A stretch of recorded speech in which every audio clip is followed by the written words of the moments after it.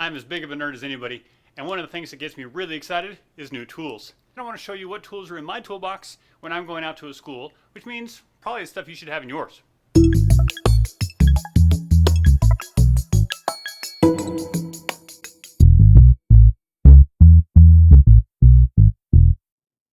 Okay, so let's take a look at what's actually in my toolbox when I go out to schools. So if I can't get it fixed with this, then it needs to come back into the shop anyway. So canvas hammer and rawhide mallets. My heat source, I use this butane torch, so extra butane for it. And then to solder if I need to, I've got some flux and my spool of solder. I always take 3 different screwdrivers with me. This guy is actually, I don't take it as a screwdriver, I take it as a scraper. I have to have the feeler gauge. Then I take my parallel jaw pliers, the big fat huge round nose pliers, and my small round nose pliers. So this is for adjusting keys. This is for when I really need to move metal in a long ways. My flat nose pliers, which I use a million different times. My needle spring.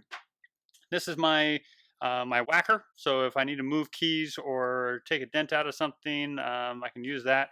I love this set of pliers. This allows me to bend keys up around. This is a little hook nose set of pliers. I always take that one with me.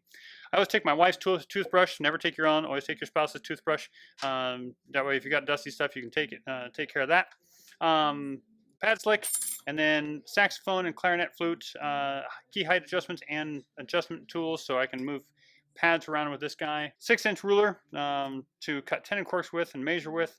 A valve mirror.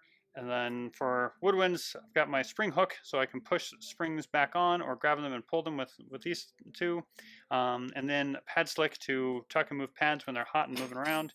And then 2 different types of key bending tools for saxophone, razor blades, and a cutting board. If I can't fix it with this, then it probably needs to come into the repair shop anywhere where I've got more tools and more capabilities than what I can do out at the school. So this is my suggestion for what's inside your toolbox as a band director.